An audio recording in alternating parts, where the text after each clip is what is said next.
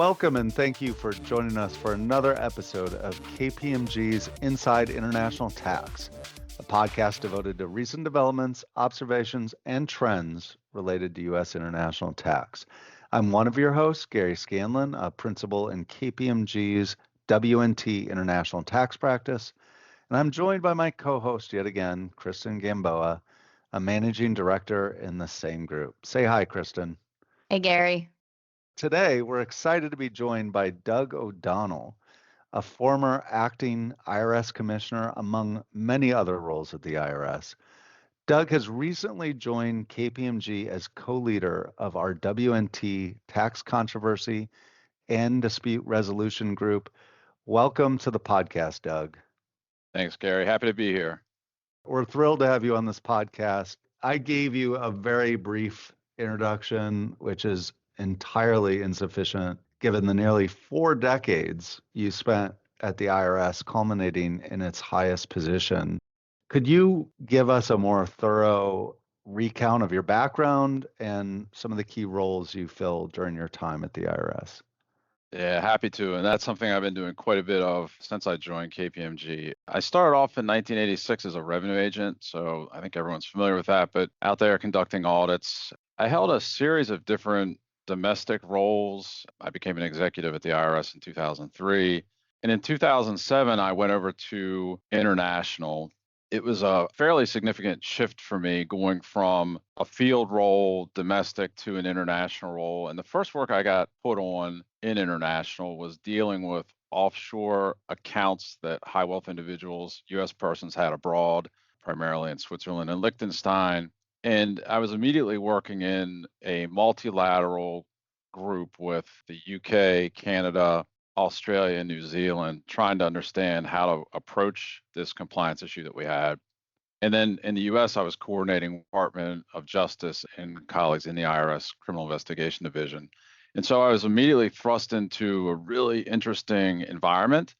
Then I moved quickly into a much more multilateral setting, supporting the IRS commissioner in this Forum on Tax Administration, which is a group of about 50 commissioners that's part of the OECD, and they focus only on tax administration issues. So they stay away from the policy and focus on those issues that are relevant to them in running their tax administrations around the world. There's a number of projects that I got involved in there, leadership projects along the way, very interesting. A couple that I'll mention: when Doug Schulman was the commissioner at the IRS, I led the development of an assembly of a joint audit process guide. I worked on developing the International Compliance Assurance Program, and I chaired the Mutual Agreement Forum. And I know we'll get into a couple of these in a bit more detail, but I think it's just useful to understand that in a handful of years, I was in the midst of a lot of different things that were going on in this space internationally. In 2014, I became the Deputy Commissioner International. And in that role, and in the LB&I Commissioner role, which followed a year later, I held the two of those, Deputy for 1 year, Commissioner for 6. I was the United States Competent Authority, and in that role, I was responsible for treaty administration for the entire U.S. tax treaty network. So that's dealing with exchange of information, mutual agreement procedure, and a whole host of other interpretive issues that we dealt with. And then following the large business commissioner role, I went into the deputy commissioner of the IRS role. It's the senior most civilian role that is not confirmed at the IRS, not Senate confirmed. And I was in that role for almost 4 years, and I got to act twice as the IRS commissioner, once in November 2022 and again in January 2025. The 2022 acting assignment was 4 months long. The 2025 was closer to 6 weeks. Well, Doug, that's really impressive. You put me to shame. I know you just joined the firm and you probably haven't even figured out where the bathrooms are, but what have you come to KPMG to do? What's your role here? Well, when you read off the part of Washington National Tax that I'm in, tax controversy and dispute resolution, it's really about helping clients in both the dispute prevention space and, to the extent that disputes do occur, resolving them as quickly as possible. And in doing this both in a domestic and a global setting. And so when you think about some of the issues that we have available to us by working with the IRS that are pre-filing, there's a pre-filing agreement, which is typically focused on a transaction that has occurred where the law is pretty settled. There's an industry issue resolution, which is something that's used less frequently, but it's an opportunity to work with taxpayer groups that are running into challenges where published guidance could solve it.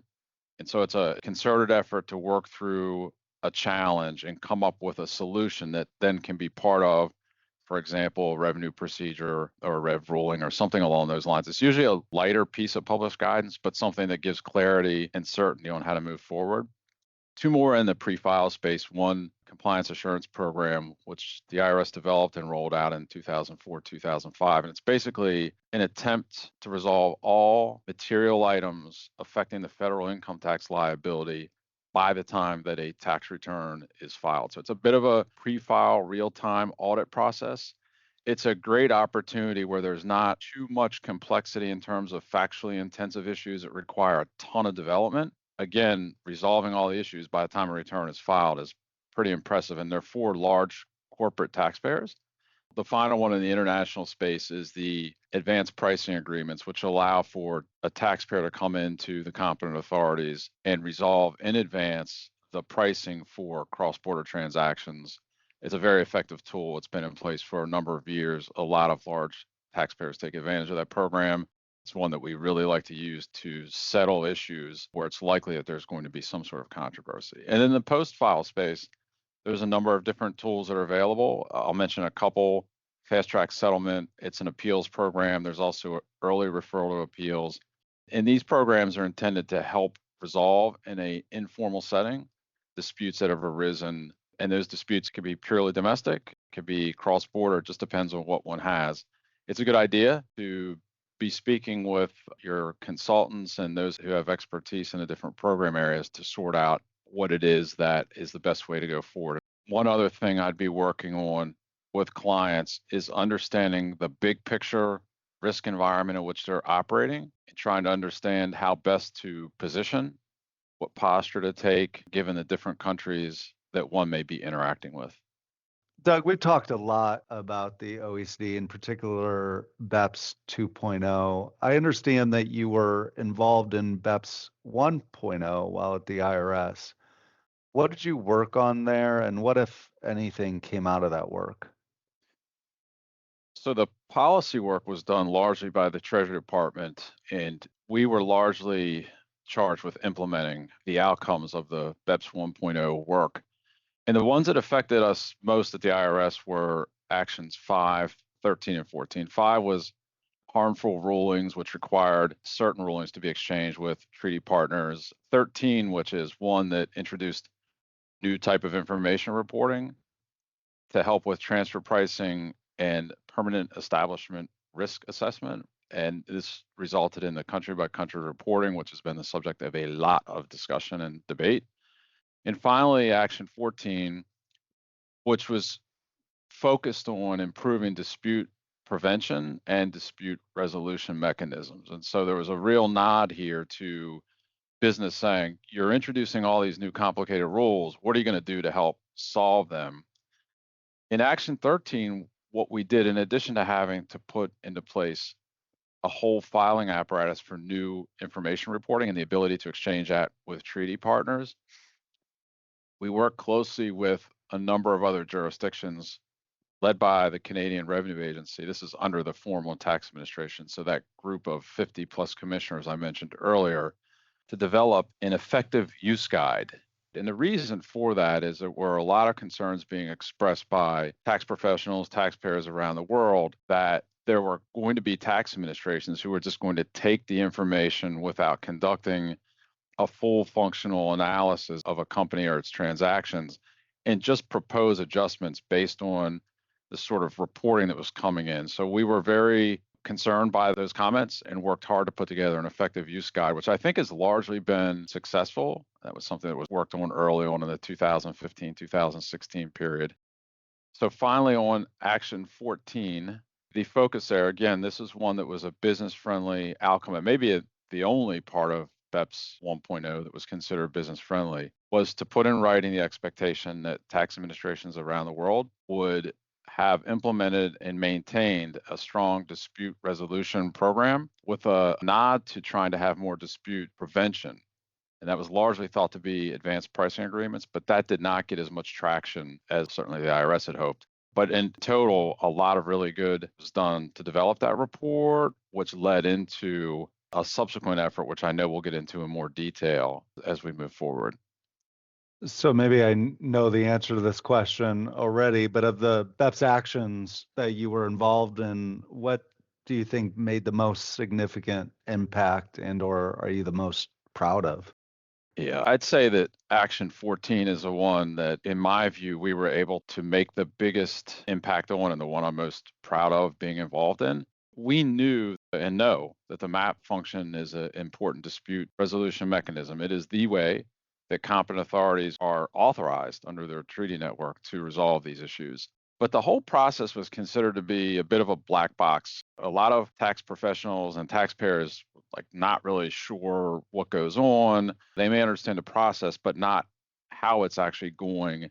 And there was a significant effort undertaken to create two separate, I'll say, reporting regimes that were intended to bring light upon what was going on in the MAP functions around the world. The first one was a peer review process, which was a deep look at each member's MAP function to understand how it compared to the framework that was in existence.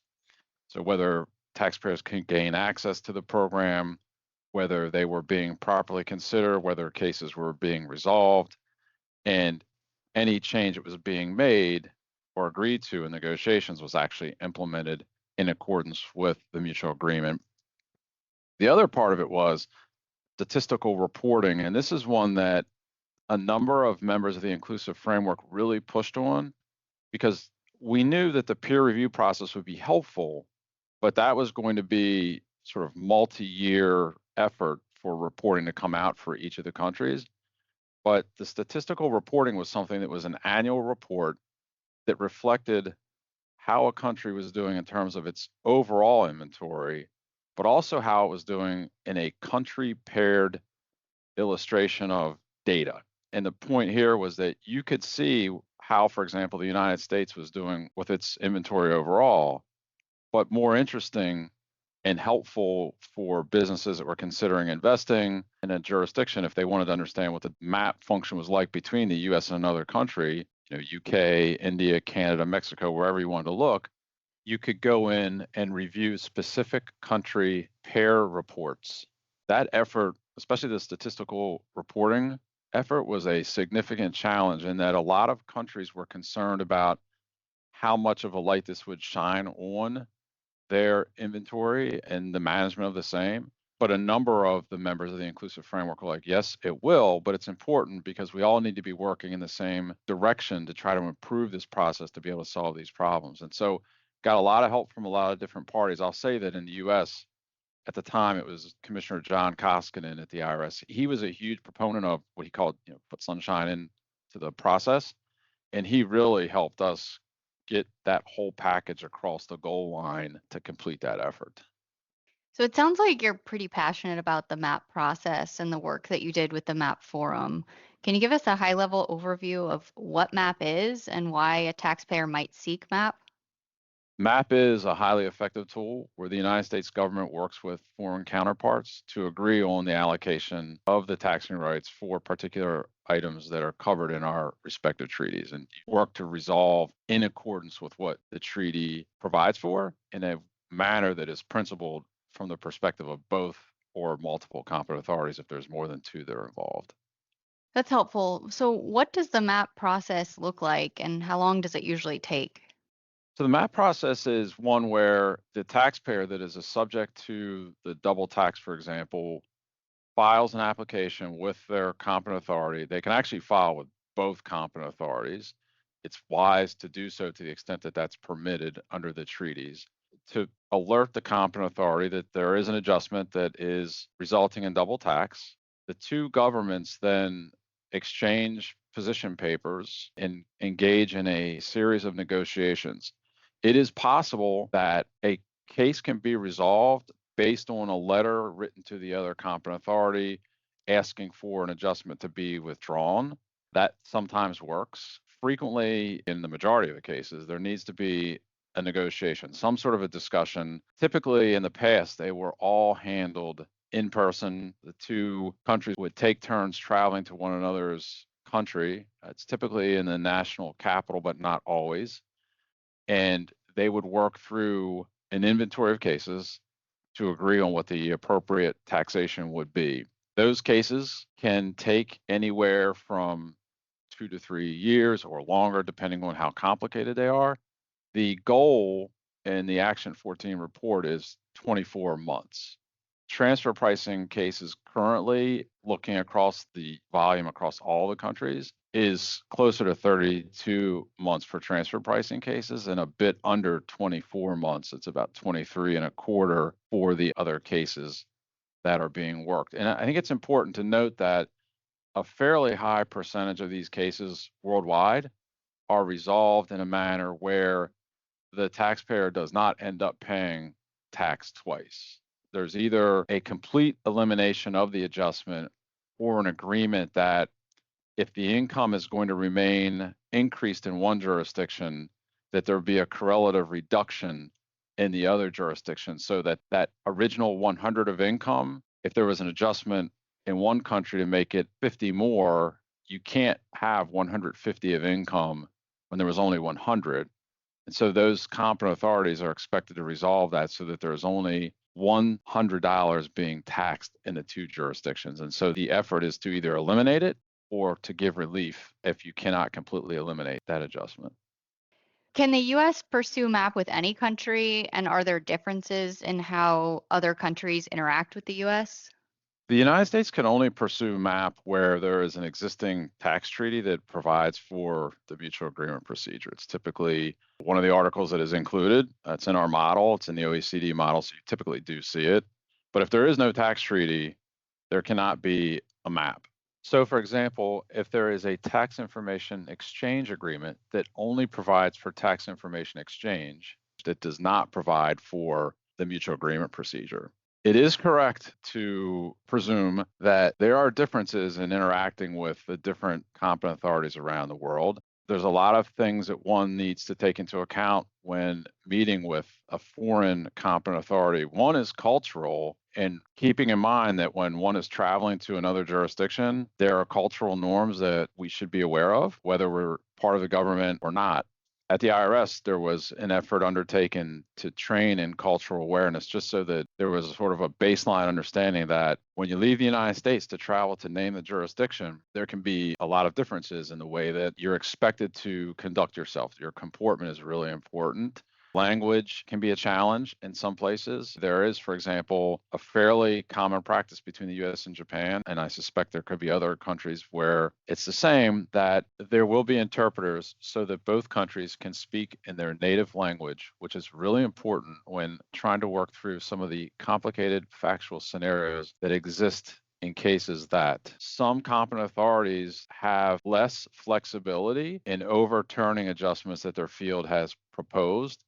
That's actually been the subject of discussions in the MAP forum. There is an expectation that a competent authority has full authority to resolve all matters, but there are instances where they are a bit hamstrung in how far they can go. And so it's important to know what that looks like going in. And the final point would be that not every competent authority has the same view of what the treaty articles say and mean. And it's really important for the United States competent authority and for taxpayers that are taking advantage of the MAP that they appreciate that there are differences there. And it can be useful to be talking to the United States competent authority or to your tax advisors who have experience in this area to get an understanding of what that may mean in terms of how you want to position yourself in terms of the information you're providing and what your expectations should be for resolving the issues. So MAP seems like a great option to resolve double taxation, but does the MAP process guarantee that an agreement will be reached and that all double taxation will be eliminated? I guess just generally, how successful is MAP?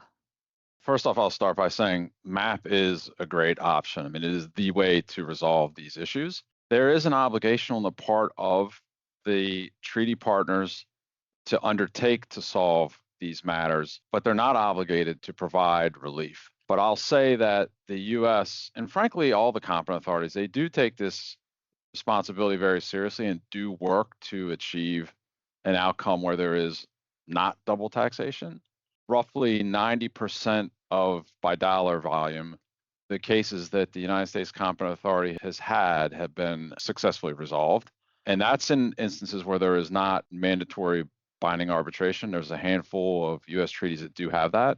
I'll say one other thing about MAP that's really important, and it is the ongoing interaction of the competent authorities and building a mutual understanding of one another's programs and how they're thinking about issues. That can be super helpful in making sure that, for example, a field examiner in the US is raising an issue. The United States Competent Authority could say, that adjustment that you're proposing is not going to be accepted by the foreign government, and you should really think about how you're approaching it. We may not even take that adjustment forward. And so there's this sort of global awareness aspect to the mutual agreement procedure that's sort of a ancillary benefit that you get by engaging in these ongoing negotiations that should not be forgotten by anyone, because it is a super important part of the process. So if a taxpayer decides to pursue MAP, what helps to make MAP successful? I would start with, as soon as a taxpayer becomes alert to a potential adjustment that is going to affect them in a double taxation manner, they should alert the US competent authority. They should also make sure that they are aware of time limitations for filing. To the extent that this is something they're not familiar with, working with an experienced advisor is very helpful. Each treaty is different, and it's important to appreciate that and be talking to advisors to help understand it, but also the United States Competent Authority to make sure that they're doing whatever it is that needs to be done with the US Competent Authority.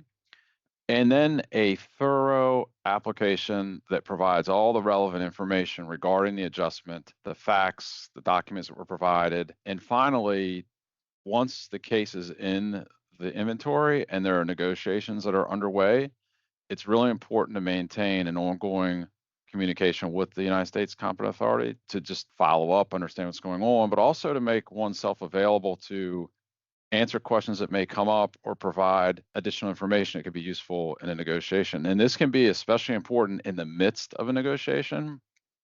I saw this a number of times where it was very important to be able to reach back to taxpayer, tax professional. We're in this negotiation. We've run into this question. Our treaty partner has put this information out there. We're not aware of it. Can you confirm or clarify what this is or what it means? And it's super helpful because that could help resolve that case at that time, as opposed to having to wait for another round of negotiations, which could be months into the future. And so it's really important to stay attuned to what's going on and to be in a posture of supporting that effort going forward. Doug, that's really interesting background because I know almost nothing about MAP until this episode. Are certain jurisdictions quicker in moving through the MAP process compared to others? There are definitely variations in the speed at which cases do get resolved, and there are a variety of reasons for that. It could be that some are better staffed than others. Some have more experienced staff than others. The ATMA team at the IRS, that's the group that's responsible for the transfer pricing cases that come up in MAP. They are quite experienced. They're very effective at their jobs, and they work well with all the treaty partners. Some take longer than others. And I'll give an example of my experience while I was there. We ran into some difficulty with one jurisdiction where we could not resolve cases in a manner that we thought was consistent with the treaty. And we ended up having multiple rounds and then halting our activity with them. We were very public about it at the time, but that put a lot of taxpayers into this sort of holding pattern where for an extended period, year and a half or so, there was no ongoing discussion. Actually, it was longer than that. And it took some effort on the part of the United States Competent Authority to get to a place where we were comfortable that we could continue moving forward. And so it's very much about staff numbers, staff capability, and the posture that the two countries are taking and whether or not there are significant difficulties in resolving cases. And that can be the case where two countries have a challenge in a particular area. It is useful. Talked earlier about Action 14 and the statistical reporting. All that information is public. It can be found on the OECD.org site by just putting in 2023 mutual agreement procedure statistics. And there's a ton of information that you can see that gives insight into total inventories, types of cases in the inventory, time it takes to resolve cases. And there are definitely differences in how long it takes to resolve. I'll say that transfer pricing cases typically are the longest in duration. Cases that involve residency and that sort of thing. Questions around withholding can typically be resolved more quickly, but I will say that there are some instances where the underlying character of the income that's subject to the withholding turns into a much more complicated debate and argument, and those cases can also extend into the multi-year time frame, which nobody likes, but the United States is not going to back off of a position where they are confident that this item that is being characterized as something subject to withholding is not in fact that, and they will work very hard to resolve those in a way that's consistent with the treaty. Doug, there's been obviously a lot of reporting on IRS staff cuts recently. Do you anticipate any of these cuts to the IRS will affect the MAP process in the US? It's a fair question to ask at this point because there's a lot of moving parts at the IRS. What I'd start with is that, yes, there have been some losses of personnel in ATMA. It's not completely clear what the numbers are. The reporting is that they have not lost the 25 to 30% that other parts of the IRS have lost.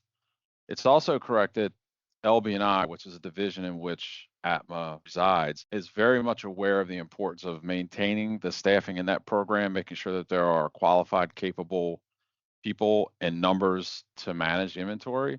And I wouldn't say it's ring fenced, but there is a definite attempt to ensure that those personnel, to the extent possible, are kept in those roles. And to the extent that there are losses, that there is an effort made to rapidly replace them. And if they can't hire from the outside, they may be looking to reassign from other parts of the IRS, specifically in Large Business International, where the technical competence exists. They may not be familiar with working in the competent authority space where they're negotiating with another country, but they understand the subject matter such that they can come in and perform that work. So my expectation going forward is that there could be a dip in the number of people. I think over time it will stabilize in a manner that's consistent with the work. The US does have one of the largest competent authority staffs in the world. There's a lot of activity outside of the United States, audit activity that causes the United States to have to be in these negotiations. To ensure that there is an appropriate type of taxation is super important going forward, and I expect that they'll continue to staff that program up.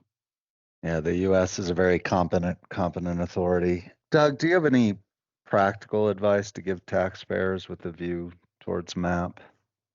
Yeah, I do. And I touched on this a little bit before, but it's really important to make contact with ATMA as early as possible when you become aware that there is an adjustment that is likely or being proposed that could give rise to double tax. This is a case whether it's in the United States or abroad. And the reason it's important in the US, and this may be surprising to some folks, but the US competent authority can have a conversation with the field to tell them that that adjustment that you're proposing is not going to be accepted by the treaty partner. We are not going to take it forward. And they can get them to drop the adjustment in the US before it's actually raised. If they're not successful, they can also just withdraw the adjustment when it gets to the US competent authority. It's important to have those discussions early on so that US competent authority is informed. And then once the adjustments are there and you know that you are now being double taxed, it is to file that application as quickly as possible. Maintain excellent records of what has happened and make sure that you have a robust, full application that addresses the issues that are giving rise to this double taxation. And stay involved in the process, keep apprised of what's happening, make sure you're following up, asking questions, providing input, and when there are negotiations underway, being available to provide any additional information or answer any questions that may come up. As I mentioned earlier, it could be that that could help resolve a case during the negotiation as opposed to having to wait for another cycle of negotiations. So MAP seems like often a good option, but what are some other options a taxpayer can pursue to provide some certainty on their intercompany transactions? A taxpayer in the US can take advantage of appeals, which is the informal process within the IRS. They could litigate. Advanced pricing agreements are a great tool. It's an opportunity to resolve an issue in advance. It is called an advanced pricing agreement. The truth of the matter is the majority of them do happen. The term of an APA can be 5 years, it could be longer, but typically 5. And by the time the work is done and there's an agreement between the two competent authorities, it's typically somewhere in the middle of the full term. So it's not fully advanced. But one of the benefits is that you do get certainty and you also have penalty protection, which can be very important if there is one or the other tax administration that maybe would propose a penalty on a transfer pricing adjustment. For example, ICAP is another option. It's an International Compliance Assurance Program. I alluded to it earlier. Basically, it's an opportunity for a taxpayer to work in a multilateral setting with a handful of tax administrations to assess the transfer pricing and permanent establishment risk. It is done using the Action 13 country by country reporting. And so it gives a taxpayer a pretty good line of sight into how the different tax administrations view their risk with respect to those two issues. I would add that it is important to think about how complicated your transfer pricing is. And there's some ways to evaluate that if one is considering it, to talk to an advisor who may have been involved in ICAP. There's not a lot of them, but there are some. It's also to review the user guide that is also public. There's a part of it that refers to the documentation package. And in that, it refers to a template that one has to complete. And that template requires a complete listing of all the transactions that a taxpayer has underway. And if when one starts working through that, if it's looking pretty complicated, or if you talk to somebody who has been through ICAP, they say, look, that's a bit more complicated than you're going to want to take forward. You probably don't want to go into the process. But there are a lot of taxpayers where this could be a great opportunity to resolve questions of risk around transfer pricing and PE to the extent where you would know, I don't need to do anything further because my risk is super low, or one or two of the countries are worried about a particular transaction and I should work on an APA with them. Those outcomes can be very useful for taxpayers, just to understand how other tax administrations view their risk. Thank you, Doug, for joining us today and sharing your insights into the MAP process. And a special thank you to Kat Winslow and John Barron for their help behind the scenes with this episode. As always, please stay tuned for future episodes of KPMG's Inside International Tax to stay up to speed on the latest developments in U.S. international tax. Until our next episode, take care.